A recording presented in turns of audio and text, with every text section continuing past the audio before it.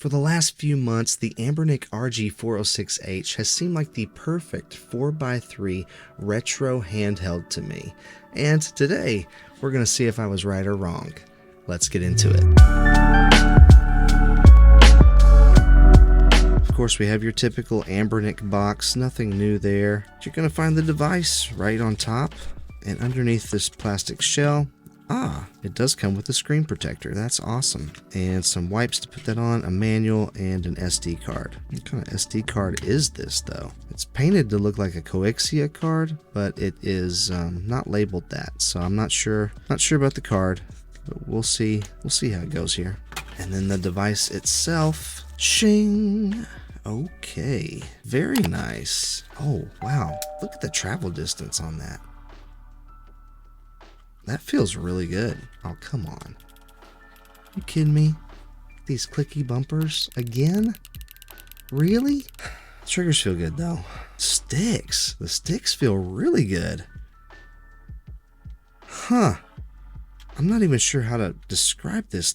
It feels like they're so smooth going around like this. It feels very high quality. These sticks are awesome. And they click. I got a nice click to them. D-pad feels good. I like these circular D-pads they've been using. They feel good for all different kinds of gaming styles. And the face buttons feel good too. If anything, they might be a little too small for the holes that are cut out here. They kind of have a little bit of a wiggle to them. The travel distance is good and the resistance feels good to me. All these menu buttons down here, they all have a click to them. But going around the device here, we have downward firing speakers, a micro SD card slot, headphone jack, USB-C port. On the back we have ergonomic bump outs and some texture here for your fingertips, as well as an intake for the air.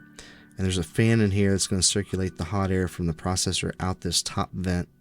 There's an LED light here on top, volume rocker right here, as well as a power button. This does remind me quite a bit of the RG Cube XX. You can see here they're designed very similarly. In fact, I think they have the exact same D-pad and maybe even the same face buttons. They're very similar anyway.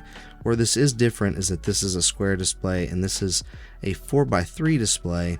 And of course this is running Android and has a lot more, has 8 gigs of RAM versus 1, a lot of things like that. But I'm just talking about the outer shell here really. Because this also has these ergonomic bump outs, and this I think is one of the most comfortable handhelds that Anbernic has ever made, and I've really enjoyed playing on the Cube XX. What's really baffling to me though is that these bumpers are not clicky. They are practically silent. They're like rubber membrane bumpers. So why did you put this in your premium device? I just don't get it. I just don't get it. But I got to get over it so we can get to gaming. I suspect that this will be just as comfortable to play because of the bump outs there. Again, like I mentioned. Let's get this powered on and started up. So since this runs Android, you will have to run through a configuration process at the beginning. It's not just going to boot right into the main menu, and you'll eventually get here to the home screen. And the thing that I like about these Anbernic devices is that they have this little button right here, this Anbernic branded button that allows you to go straight into their front end. You just hold that for a second and it pops right over. Now, one thing I know people will ask is what kind of Nintendo games come on here. This comes with no Nintendo games. You're going to see the system listed, but underneath you'll see it says 0 games, and it's that way for every Nintendo system. Anbernic no longer ships any of their handhelds with Nintendo games, so just be aware of that. You will have to add your own if you want to play some classic Nintendo games. Let's jump into something here. What do we have? We'll start with some Crazy Taxi 2 real quick just to check this out. Try to play a couple of PlayStation 2 games. Actually, I didn't see PlayStation 2 listed there. This is definitely running very smoothly. Of course, you would expect that. It should be able to do a lot more than Dreamcast. Dreamcast runs really well on their budget line, the XX line, with the H700 chip, I think, for the most part. Most games run really well on there. Oh no! Oh, I thought that was over. Get going, get going. Oh boy. Alright, so then to exit a game, you're going to just hold the home button right here for a second. Hold it down and it'll pop back into the main menu here. Here's some PlayStation 2. And we have God of War 2 right here. But before we dive deeper into the Anbernic RG 406H and its ability to handle PS2 games, let's talk about something just as clutch as finding the perfect retro game: your mental health. My sponsor BetterHelp has your back. Relationships can be as tricky as a retro game with no save points. I've caught myself thinking, why do I feel so insecure when they hang out with other people? Or how do I tell them what I need without starting a fight? These kinds of puzzles can feel as tough as a retro game boss, but you don't have to solve them alone. BetterHelp pairs you with a therapist who gets it. Answer a quick questionnaire, get matched in as little as a couple of days, and if it's not the right vibe, switch therapists at no extra cost. With over 7,000 reviews and a 4.5 rating on Trustpilot, it's legit. Therapy is not just for couples, it's for friendships, family stuff, or just handling life's stress.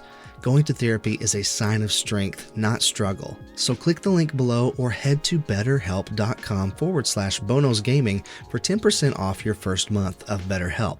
Now, back to the Anbernic RG 406H. Let's see how it handles the stress of those PS2 classics. This is kind of what I love about the Anbernic line of devices, that if you don't want to have to take the time to set up anything or tinker with anything, they're pretty much ready to go right out of the box. And the setup process, especially on Android, can be time consuming and kind of complicated. Not so much after you've done it a few times and kind of know the ropes, but if you're brand new to this stuff, it is going to take a lot of time and research to figure out how to set all of that up. And Anbernic's kind of done most of the work for you. Now you can definitely go in and tweak things and fix things and get them just the way you want them, but you don't have to do that. And I know from reading the comments from you all that a lot of people just don't want to have to mess with all of that stuff. Oh my goodness. Yeah, God of War is running really well on here. God of War 2 on the PS2. It looks great. I did hear the fan just kick on though. I have the fan set to auto, so it just kind of comes on when it needs to. This is just, I'm really impressed right now at how smoothly this is running. A lot of people ask me too, like, should I get one of the budget devices, like maybe the RG Cube XX? Should I get that now or should I save up for something bigger? And usually I say, you know, it depends on what kind of systems you want to play. And if you don't care anything about PS2 or GameCube, you know, definitely save yourself some money and just get something less expensive than this. But a lot of people grew up with those games and have a lot of nostalgia for those games. And I definitely think if that's important to you, it's worth saving your money a little while longer and getting something like this. I mean, this is running flawlessly, at least as far as I can tell. And I'm not using the frame counter because I want to know how it feels. I don't want to be constantly looking at that, you know, looking for every mistake, but this feels great. Use R to evade. Oh, okay. And this is one of the more difficult games to run on PlayStation 2 emulators. And if it can run this well, then I really don't have any doubt that the rest of the PS2 library will be just fine. Let's go. Oh, he got me good that time. Oh man. The screen looks really nice. The colors are nice and saturated. The stick feels so good, even on a game like this. But I need to check out the D-pad, so let's see here. I'm honestly having a hard time coming up with anything I don't like about the 406H. I don't like that I just ran into that dude, but that was my fault. Honestly, you'd think I never played this level before the way I'm playing right now. Let's go. Woo! Oh, so close. I do that every time. Yeah, that's what I'm talking about. Yeah, the D-pad feels really good. The face buttons feel good. Is this comfortable to hold? I don't know, y'all. I mean, I think that this is a pretty easy recommendation.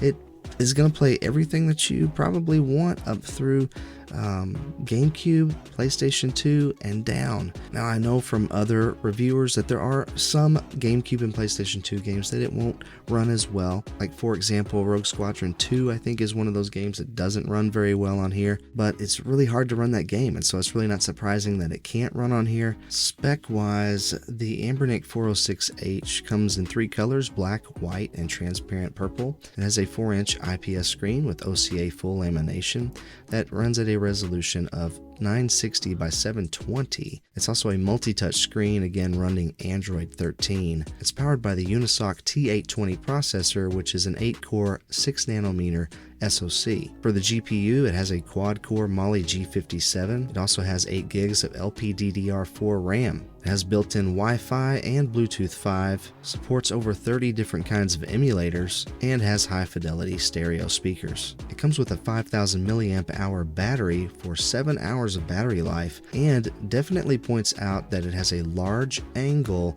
3D Hall joystick. And I have to say, once again, the joysticks really are so much better. They're much taller than the Switch joysticks we're used to on a lot of these devices. In fact, let me show you that. The Cube XX has these Switch style joysticks. Look how much taller these are. You get a lot more angle out of these. They are so smooth. I can't get over how smooth they are. Like, this feels okay too, but I'm used to how this feels on the Switch. I can't get over how good these feel. And since this does run Android 13 and you have access to the Play Store, that means you can run things like Moonlight and stream your PC games.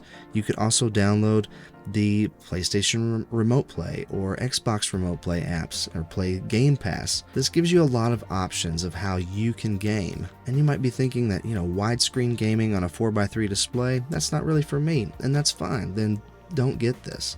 But if you are mostly interested in these old school 4x3 games, and maybe playing your modern games are just a perk, something you could do if ever you wanted to, as a bonus, then it's hard to say that this system is one that you should pass up. I mean, right now, as I'm recording this is on sale over on Anbernic's site for just $159. And for what you're getting in this package, I think that's a really reasonable price. Anyway, let me know what you think about the RG406H in the comments below. I will have affiliate links in the description below, and those really help my family out at no added cost to you. If this was helpful to you, please like, subscribe, share this with a friend, or even consider becoming a channel member. All those help out more than you know. Thanks for watching, stay kind and encouraging out there, and I'll catch you on the flippity flip.